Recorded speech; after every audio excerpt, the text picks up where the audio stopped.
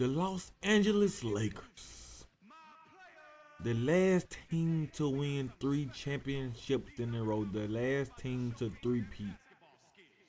That means winning the NBA Finals 3 times in a row. And they had two of the greatest players ever to play this game, Shaquille O'Neal and Kobe Bryant. And just think, if those two would have stayed together, who knows how many championships they could have had. Not 4, not 5, not 6, not 7. Those guys probably could have got 10 championships easily together. But people get greedy, people want to be the team. People don't want to cooperate. So no, Shaq only has 4 and Kobe only has 5. And that's crazy. Only has 5 championships. Shaq only has 4 championships. And also they had one of the greatest, if not the greatest, coaches of all times in Phil Jackson. And if those 3 guys could have stayed together, man, they more than likely Kobe would have had those 6 championships by now. But they're not together. Kobe's not on the team. And they haven't three-peated since. Actually, no team in the NBA has three-peated. The only team to win 2 championships in a row is the Miami Heat.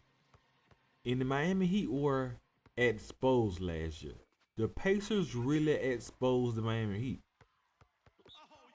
Everybody said they don't need a big man. They can do it without a big man. But what Roy Hibbert did to the Heat was, it was crazy. I was watching the game and I couldn't believe my eyes. I was thinking there's no way they were gonna lose to the Pacers. But then I was also thinking that we can't stop this guy. Oh, I am a Miami Heat fan, by the way. I've been there. I've been there since Dwayne Wade got there. I'm a Dwayne Wade fan. I'm a diehard Dwayne Wade fan. Let's put it that way. So yeah, I was like, there's no way we can't stop this guy. I don't know how we're gonna beat him, but we gotta think of something. And Eric Spoelstra, he did. He thought of something. We ended up beating him, and you all know we ended up going to the championship. And that was the second time in a row that we did it.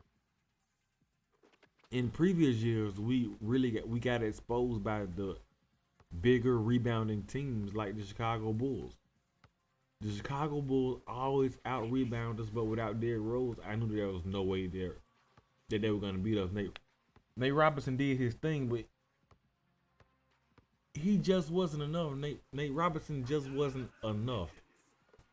Derrick Rose is a much better point guard than Nate Robinson. So with Derrick Rose, when he comes back, if he comes back, who knows how good he's gonna be? Who knows if he's gonna even be 100%?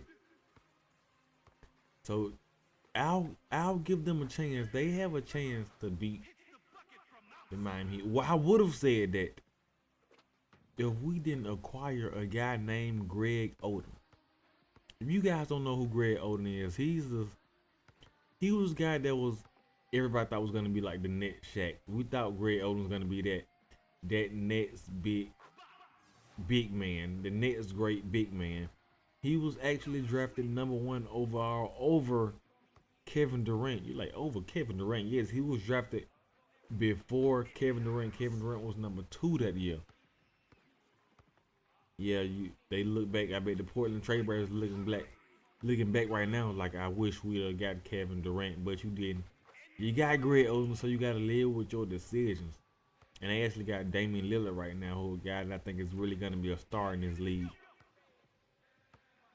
But okay, let's get back to the Heat. They got Greg Oden now. So my question is this: do you think the Miami Heat are sure in to three-peat this year? If let's say Greg Oden is healthy and he can play up to his potential the way that we all know he can play. If Greg Oden is really that good, and what if he's not even that good, and he just rebounds the ball? All he does is just rebounds the ball, and he blocks shots. He clogs up that lane. He checks Greg Oden. He stops Carlos Boozer and Joakim Noah from getting all those offensive rebounds. If Greg Oden can just do that, that was the only weakness that that the Miami Heat had was giving up offensive rebounds, big man just getting the ball inside. Even Tim Duncan did it. They get the ball inside, and there's nothing that the Miami Heat can do about it. But now that they got Greg Oden, we can put Greg Oden on Roy Hibbert, and Greg Oden is a big guy. Roy Hibbert is a big guy, but I believe Greg Oden is actually bigger, and Tim Duncan is getting quite old. So even though it don't seem like it, they just got to play his lights out every year. Every year when you count the Spurs out, those guys getting too old. Well, everybody except Ginobili. I think Ginobili is actually done.